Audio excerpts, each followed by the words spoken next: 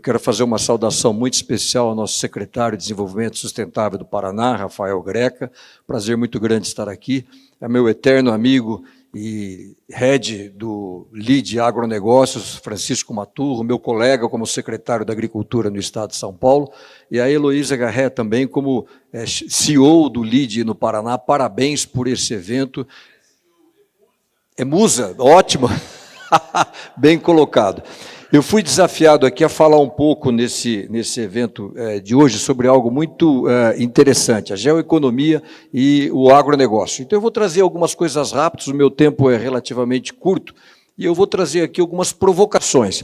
E talvez para fazer essas provocações eu quero olhar um pouco pelo retrovisor, olhar um pouco da nossa história para a gente entender o que a gente deve e o que a gente pode fazer daqui para frente. Então, primeiro a gente não pode, eu sempre gosto de mostrar esse slide onde eu vou falar, como o Brasil ainda ele é um país extremamente difícil para se empreender. A gente tem melhorado, mas é inacreditável. Em qualquer um desses rankings que você colocar, carga tributária, gastos do governo, sustentabilidade fiscal, a liberdade para empreender, para trabalhar, para exportar, para comércio exterior, nós sempre estamos na rabeira em relação aos nossos concorrentes. Essa é uma classificação interessante. Então, há muito para fazer nesse sentido. O setor produtivo ele tem que olhar para isso. Se a gente quer falar em geoeconomia, eu não preciso apenas estar preocupado com o tarifaço do Trump, mas se eu esquecer o meu umbigo e das reformas e das mudanças que eu tenho que fazer aqui. E não só isso. Hoje, eu e você, você sendo um cooperativista, ou você sendo voluntário, ou você está na indústria, ou você está na energia, não importa onde você esteja, esse é o nosso dia a dia. Você acorda de manhã, uma coisa inacreditável, o setor produtivo aqui do Brasil. Você tem o quê? Você tem portarias, leis trabalhistas, taxas, regulamentação, decreto, leis ambientais, Ministério Público, invasões. O agronegócio brasileiro, dentre as potências agrícolas, é o único que tem um movimento sem terra, nenhum dos nossos concorrentes tem, não existe isso nos Estados Unidos, não existe na Austrália, não existe na Europa. Então, uma coisa inacreditável as dificuldades que a gente tem em relação a tudo isso. Então, aí a gente precisa comentar e falar alguma coisa em relação a essas coisas. E essa mudança, talvez para o pessoal que está no asfalto, a gente precisa entender um pouco. O primeiro abacaxi que eu tive que resolver no Ministério da Agricultura, quando eu assumi o Ministério no primeiro dia, foi isso daí. O Brasil tinha acabado de importar 100 mil toneladas de carne que veio contaminada por aquele acidente nuclear de Chernobyl. E o duro disso daqui não era que essa carne tinha sido importada pelo setor privado, ela tinha sido importada pelo poder público. Ou seja, era dinheiro público parado num produto contaminado nos portos aqui do Sul. Então, nesse momento, o Brasil era o quarto maior importador de carne do mundo. E nós éramos o quinto maior importador de alimentos. Isso estou falando de 1990. Então, a gente precisa pegar, talvez, um evento drástico como esse, para saber o que era o agronegócio, qual que era a sua história e assim por diante. E não só isso, nós sucedemos um governo em que, literalmente, a nossa atividade, eu diria atividade produtiva, ela foi criminalizada. O governo anterior, o que ele fez? Tentando controlar a inflação, a questão dos preços, ele buscou o boi no pasto com a Polícia Federal, baixava naquelas fazendas e tomava aquilo à força do seu criador. Então, era exatamente isso. O governo ia e pegava o boi no pasto. Quer dizer, era um negócio assim inacreditável o que aconteceu. E você vê as declarações, vídeos daquela época, declarações, por exemplo, do ministro da Economia, falando coisas assim, sem nenhum sentido, sem nenhuma razão daquilo que a gente poderia pensar nos dias de hoje. E não só isso, os nossos produtos, eles eram tabelados. Então, se você pegava qualquer produto agrícola, o preço do cafezinho, o preço do pão, a minha tarefa, toda segunda-feira, era sentar com o pessoal da Conab para dizer qual que ia ser o preço daquela semana. Do leite aqui no Paraná, do leite em Roraima, em Porto Alegre, seja lá onde for. Então, é inacreditável. O que eu estou querendo mostrar? Porque nós não podemos retroceder em relação a isso. Isso foi um atraso imenso em que prejudicou extremamente o nosso agro. Olha só isso aqui. Será que a gente não consegue ter o som? Volto ele? Vou voltar. Vamos ver se ele consegue. Olha lá. É uma pena. Aqui é uma coisa interessante, é o ministro da Economia da época, que era o ministro Dilson Funari, ele está dizendo o seguinte, vai aparecer a entrevista dele aqui agora, está dizendo que então, ele usou a lei delegada número 4 e tal, nós fomos numa fazenda buscar 2.000 bois no pasto e trouxemos 2.000 bois no pasto. Então, uma coisa assim, inacreditável esse tipo de declaração que ele deu em relação a... Acho que não está saindo, né? Acho que eu tenho mais um vídeo, depois se você conseguir o som, a gente coloca o próximo. Então, o que foi que aconteceu? Como é que pode a gente ter saído do 5º maior importador, 4º maior importador, dependendo se fosse alimento, e a gente se tornar hoje o maior exportador de proteína animal do mundo? Se você pegar o que o Brasil está exportando hoje, por exemplo, de carne bovina, é mais do que os cinco últimos concorrentes nossos. Se você pegar aí os Estados Unidos, se você pegar a Austrália. Então é inacreditável o poder que o Brasil teve em se transformar isso. O que foi que aconteceu? O que foi que mudou tudo nisso que a gente precisa entender essa revolução que a gente teve? E aí o que aconteceu naquela época? Profundas reformas na agricultura. E quais foram essas reformas? Isso foi em 1990. Com medidas audaciosas, é tão interessante que nem a imprensa conseguia entender aquilo. Isso aqui eu peguei uma opinião da imprensa, cujo impacto é difícil prever. O governo pretende o quê? Redirecionar a produção agrícola para adequá-la a uma real situação o quê? De mercado livre. O que o setor queria é a liberdade para poder empreender, a liberdade para poder produzir, não é a mão do Estado, não é aquela intervenção ditando um preço, ditando regras que eram difíceis de serem cumpridas, e foi isso que aconteceu, e foi isso que levou a esse salto que a gente tem na produção. Olha só isso. O preço do leite tipo C, que era tabelado desde 1945, fica liberado a partir de amanhã. O anúncio foi feito em São Paulo pelo ministro da Agricultura, Antônio Cabreira. Ele disse que se o governo não tomasse a medida, o leite ia acabar desaparecendo do mercado. Quando eu estou falando do agronegócio, eu estou falando aqui no Paraná, alguém consegue imaginar as nossas cooperativas produzindo leite por um produto tabelado pelos burocratas de Brasília? Isso é inimaginável.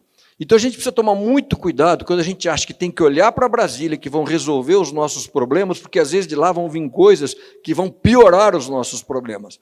E por que eu digo isso? Porque de vez em quando tem algum artista em Brasília que diz, não, a gente precisa colocar um limite no preço dos produtos, a cesta básica está muito cara.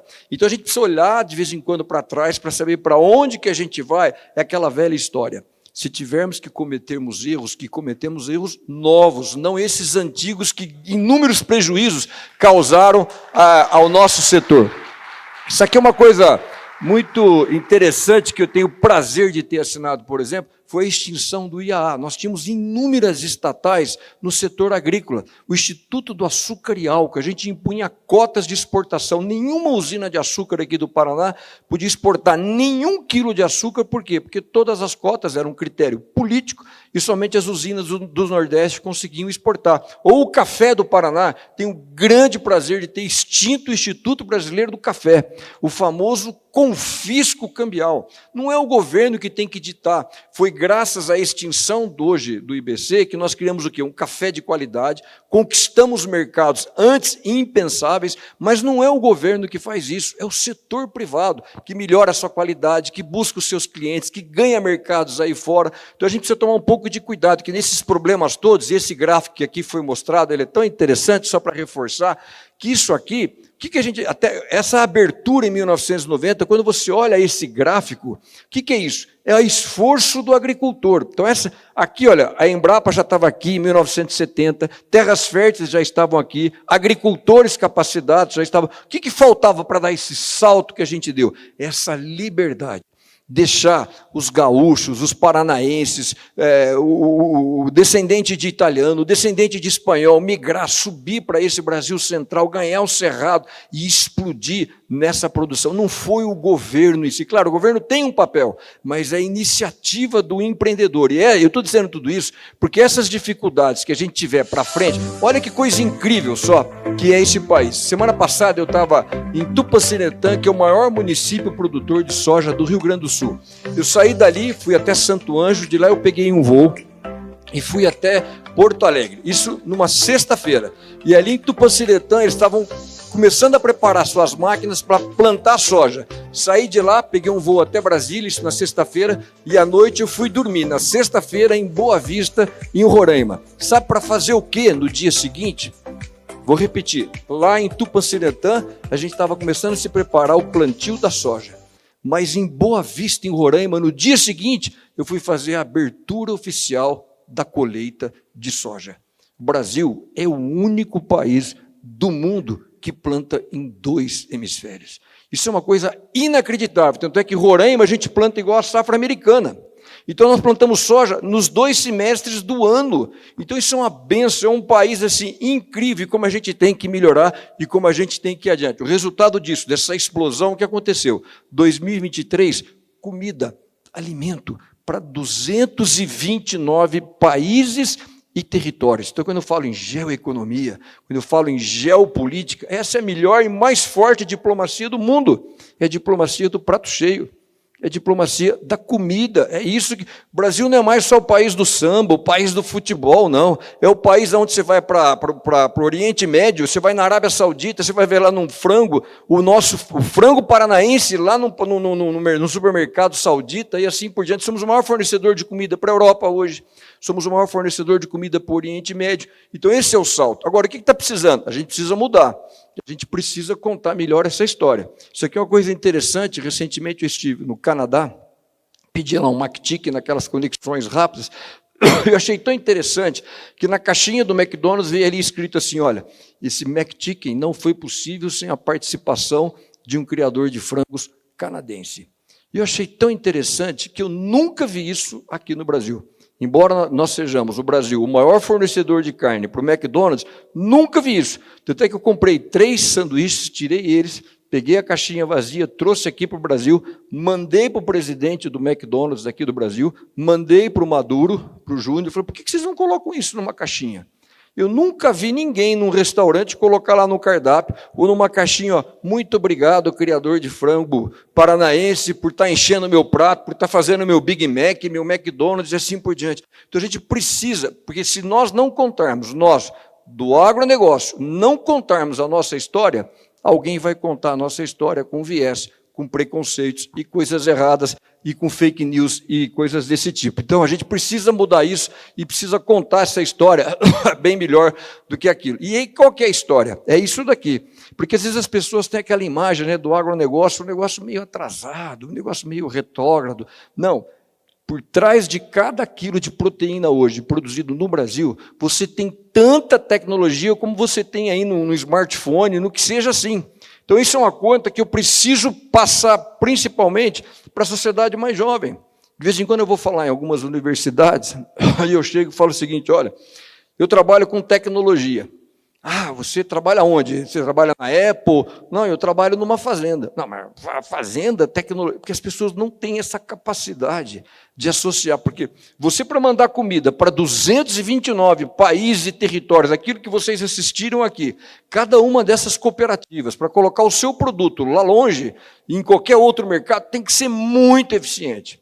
Tem que ser muito competente, porque ele compete com uma agricultura altamente subsidiada, ou nos Estados Unidos, ou na Europa, e assim mesmo a gente consegue ganhar mercado. E pior, a gente está falando muito dos tarifaços aí do Trump. Você sabia que tudo isso que nós somos até agora, o Brasil faz sem nenhum acordo comercial.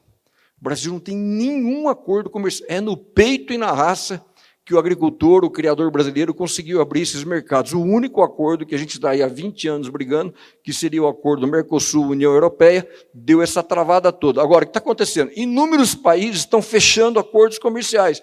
Os Estados Unidos acaba de fechar um acordo comercial com a Europa, acaba de fechar um acordo comercial com o Japão. O que significa para nós, agricultores? Que vamos ser marginalizados. Eles vão ter uma condição privilegiada, não porque eles tenham um preço mais competitivo que o nosso. Nós estamos, por exemplo, perdendo o mercado norte-americano do suco de laranja. Sabe por quê? Porque o México fez um acordo com os Estados Unidos. A citricultura mexicana não é nada perto da citricultura brasileira. Só que o quê? Eles conseguem uma condição mais favorável e isso eles estão ganhando o mercado e tomando literalmente o nosso mercado. Então, o que a gente precisa fazer? Encostar a barriga no balcão, negociar, e aí entra o setor privado, a gente tem que parar de ficar só dependendo do Estado e assim por diante. Olha que coisa interessante, eu estou passando aqui, porque às vezes ele não está... Eu vou retornar aqui. Olha só, por exemplo, o caso do algodão. Olha que coisa... só para ter uma noção, o que é o algodão? Vamos lá. Olha só, para a gente ter, aqui para você, porque a gente fala muito dessa questão, eu achei interessante quando se falou aqui fazer uma limonada ao invés do limão. Olha que coisa interessante, o que aconteceu no algodão. De 90, quando teve aquela grande abertura, até 2020, a produção de algodão aumentou 330%, mas a área plantada caiu 60%. Então isso é eficiência, isso é sustentabilidade. Eu estou produzindo mais, utilizando o quê? Menos recursos naturais. Isso é uma coisa incrível, eu preciso contar essa história. Agora, por que a gente exporta a pluma e não exporta a camisa, a roupa pronta? Olha que coisa interessante. Eu tive agora, faz 2 semanas, nos Estados Unidos. Hoje, se você comprar uma camisa aqui no Brasil, você vai pagar 35% nos Estados Unidos, aqui no Brasil. Nos Estados Unidos, dependendo do estado, você vai pagar de 0% a 5% a 6%. Como eu estava lá na Flórida, eu paguei 0%. Aí eu pergunto, onde é que você vai montar uma indústria têxtil? Num país que cobra 35% ou num país que não cobra impostos?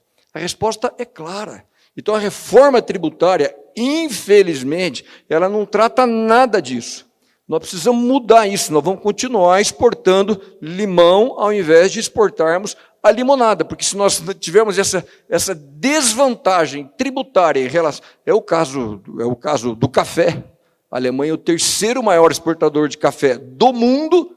Aqui o prefeito Rafael Greca citou, por exemplo, o embaixador Rubens Barbosa. Ele tem um artigo maravilhoso que se chama Os Cafezais de Berlim. Por quê? Porque não existe café na Alemanha, mas ela é o 3º maior exportador, apenas por uma questão tributária. É o caso do cacau, do chocolate. Você vai pegar a Suíça, que não tem um pé de cacau. Questão tributária, não é falta de eficiência. A gente tem que procurar trabalhar e melhorar essas coisas em relação a isso que eu tenho aqui comentado. E aí, em frente a tudo isso, essa é uma das coisas que a gente tem que começar a se preocupar.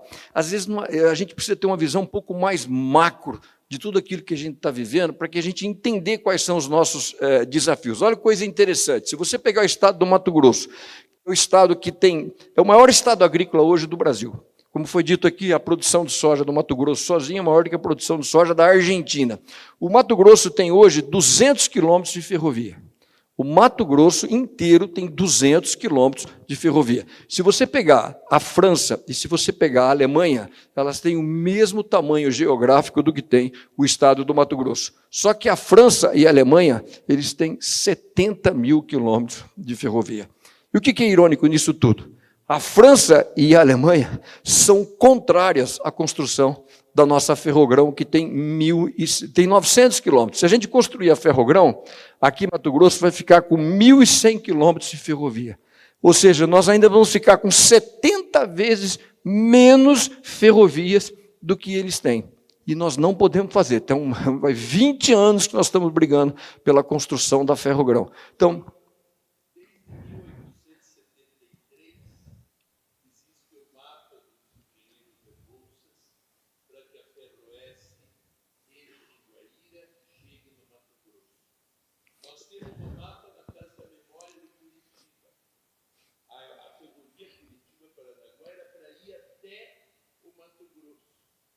então, às vezes a gente fala assim, puxa, as coisas... Claro que o mercado externo, que a diplomacia, tudo isso é fundamental, mas eu tenho que olhar para o meu umbigo. Eu tenho coisas que eu preciso resolver aqui dentro. E sabe o que é o duro disso aqui? Num país que vai sediar a COP30, essa Ferrogrão é o maior projeto de descarbonização da economia mundial. Por quê? Porque hoje circulam 25 milhões de toneladas de grãos, soja e milho, pela BR-163. A Ferrogrão, ela vai, a EF 170, ela vai tirar esse tráfego da rodovia e vai colocar em uma ferrovia. É uma coisa inacreditável, a nossa incapacidade de aproveitar esse país, essas terras férteis, esses agricultores talentosos e habilidosos, para a gente dar um escoamento interessante e adequado para a nossa produção. Quer dizer, não basta apenas produzir bem, mas temos que transportar bem. Eu tenho uma filha que acabou de se formar na Universidade de Chicago, e aí a gente foi lá para a formatura, ela recebeu uma proposta irrecusável e foi trabalhar numa trading agrícola nos Estados Unidos. E essa trading tem uma grande operadora no rio Mississippi. E eu tinha um interesse muito grande de fazer uma viagem pelo rio Mississippi. Acabei viajando 2 dias pelas barcaças do rio Mississippi. E é tão interessante isso, vou lhe dar um número aqui para você. Em 2024, o ano passado, os americanos transportaram pelo rio Mississippi, isso aqui é um print que eu fiz, cada pontinho azul daquele que você está vendo ali é uma barcaça no rio Mississippi. Os americanos transportaram, o ano passado, pelo rio Mississippi, 2 vezes a safra brasileira. Pega a safra inteira do Brasil, agrícola, e eles transportaram pelo rio Mississippi. E foi tão interessante que eu retornei dos Estados Unidos e no caminho eu encontrei um amigo, e aí com uma outra história, ele falou assim, você já assistiu uma série que está aí no streaming do Benjamin Franklin, que chama Franklin? Eu falei, não assiste, e conta a história do Benjamin Franklin. E é tão interessante que conta a história do período em que ele foi embaixador na França, e os Estados Unidos estavam tentando, na sua guerra de independência, terem a sua independência em relação à Inglaterra, e como a França era uma inimiga, ele estava lá para fazer articulações e fazer acordos. Mas o mais bonito dessa série é o último capítulo. E é tão interessante que nesse último capítulo, ele era o embaixador dos Estados Unidos em Paris, aí eles mandam o John Adams e o John Jay, junto com o Benjamin Franklin, então você tem 3 pais fundadores, aí eles estão sentados numa sala, num terreno neutro, em Paris, e tem os representantes do rei George da Inglaterra, eles estão negociando a independência dos Estados Unidos. Isso em 1783, há 242 anos. E é tão interessante que me lembrei dessa viagem. Ele está sentado, é o Michael Douglas, que é esse artista, e ele está conversando. Aí o representante inglês fala, bom, a gente vai conseguir ter um acordo aqui para essa independência e terminar essa guerra? Aí o Benjamin Franklin, ele refaz os pontos, são 4 pontos. Aí ele fala o seguinte, bom, então vocês reconhecem a independência incondicionalmente dos Estados Unidos da América? Sim, nós reconhecemos. Segundo ponto, então essas terras que os Estados Unidos naquela época, quando nasceu, não tinham o tamanho do que ele é hoje, então vocês reconhecem que essas terras assim, assim, assim, são dos Estados Unidos da América? Sim. Aí vem o terceiro ponto. Ele diz assim, que eu fiquei surpreso, eu não sabia disso. Ele diz, e vocês vão nos garantir o direito irretratável de navegação pelo rio Mississippi. Por quê? Porque aqui embaixo, a Louisiana pertencia à França e um pedaço ainda da Inglaterra. Tem uma coisa inacreditável. Na independência do país, um pai fundador, há 242 anos, fala assim, olha, eu preciso garantir o direito de navegação desse rio. Tem um pedido na independência dos Estados Unidos. Por que eu estou falando isso? Porque nós temos 3 Mississippis aqui no Brasil. Um deles está aqui, embora você não está vendo, mas o rio Araguaia está bem no meio desse slide. Você não vê nenhuma barcaça. Por quê? Porque nós não conseguimos implementar essa hidrovia do rio Mississippi, do Araguaia, do nosso Araguaia Tocantins. E é tão interessante que também aí estamos há 13 anos brigando por literalmente, por essa hidrovia. Conseguiu-se a licença ambiental há 1 mês. Sabe o que aconteceu agora? Porque o rio Araguaia, ele só tem um pequeno problema, que é o Pedral do São Lourenço. Eu estou contando um episódio para você ter uma ideia, como os problemas nossos são problemas que nós podemos resolver. Ele tem um pedral, que é o Pedral do São Lourenço, que foi conseguida essa autorização para que a gente pudesse resolver isso. Há 2 semanas, o Instituto Chico Mendes soltou agora, para consulta pública, criar um Parque Nacional do Rio Araguaia. Ou seja, vai inviabilizar definitivamente a nossa hidrovia. Há 242 anos, os Estados Unidos, da sua independência, implementaram. Isso aqui dá um poder de fogo para o agricultor americano saber que ele colhe, já coloca numa hidrovia, vai chegar lá, aqui no Golfo do México, agora Golfo da América, não sei como, sair para o mercado internacional, e a gente não consegue ter isso. Pouquinho que a gente tem, a única hidrovia, um pequeno pedaço lá em cima, que é no Madeira. A gente não consegue usar o Tapajós, é uma coisa inacreditável. Então, esses são os desafios como a gente tem que levar adiante. E precisamos contar melhor essa história. Olha que coisa, eu estou aqui no Paraná. Isso aqui é uma imagem de satélite do Lago de Itaipu. Olha o que é a nossa sustentabilidade. O Brasil não é apenas o maior produtor de comida, nós somos o maior produtor e exportador de sustentabilidade. Você vê aqui pelas chuvas a água barrenta, mas você vê nitidamente aqui o quê? Você vê aqui, olha, as APPs. Parece uma pintura, um quadro de um artista, você vê a agricultura no interior, tá certo? E você vê as margens, as nossas áreas de preservação permanente. Essa foto é um primor. Agora, e como é que são os nossos concorrentes? Aqui o maior lago da Flórida. Olha a agricultura norte-americana aqui. Não está plantando dentro da água, porque não nasce, porque senão ele estaria plantando lá. Então esse é o jogo, essa é a história que eu não estou conseguindo falar lá para fora, e pelo contrário, nós somos vítimas, nós somos o país que mais vai apanhar na COP30, você não tem a menor dúvida disso, e aqui já vai um alerta para o setor produtivo e para as cooperativas, hein? O Plano Clima, que terminou a consulta agora, na última segunda-feira, é um desastre completo para o agronegócio. É uma catástrofe. O setor precisa ficar atento. Foi uma consulta pública, nem deu tempo quase de se participar. Esse projeto vai ser enviado ao Congresso, fica aí o alerta em relação a tudo isso. Por quê? Apesar disso, qual é a campanha que a gente tem? E isso aqui agora não vai ser diferente. Isso aqui é a última campanha do Greenpeace, né? Cada vez que você pegar um pedaço de bife, você está destruindo a nossa floresta amazônica. Ou então a PET está lá dizendo, né? Você está matando esses animais, essas coisas todas. Então, eu tenho que estar preparado para essa luta e para esse combate daqui para frente. Agora, repetindo, o país a gente já tem.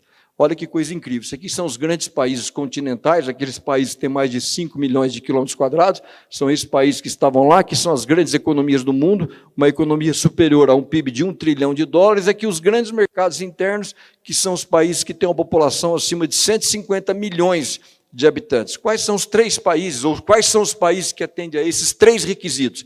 Continentais, acima de 5 milhões de quilômetros quadrados, grandes economias, um PIB superior a $1 trilhão e uma população superior a 150 milhões de habitantes. Você só tem 3 países, 2 a gente sempre ouve falar, que é os Estados Unidos e que é a China, mas tem um terceiro que está lá, que somos nós. E desses 3, o que tem água e que tem sol, que faz segunda safra, coisa que eles não fazem, que faz terceira safra, somos nós. E não só para a agricultura, para todas essas coisas. Então, é incrível o país onde eu e você podemos produzir. Agora, o que a gente precisa?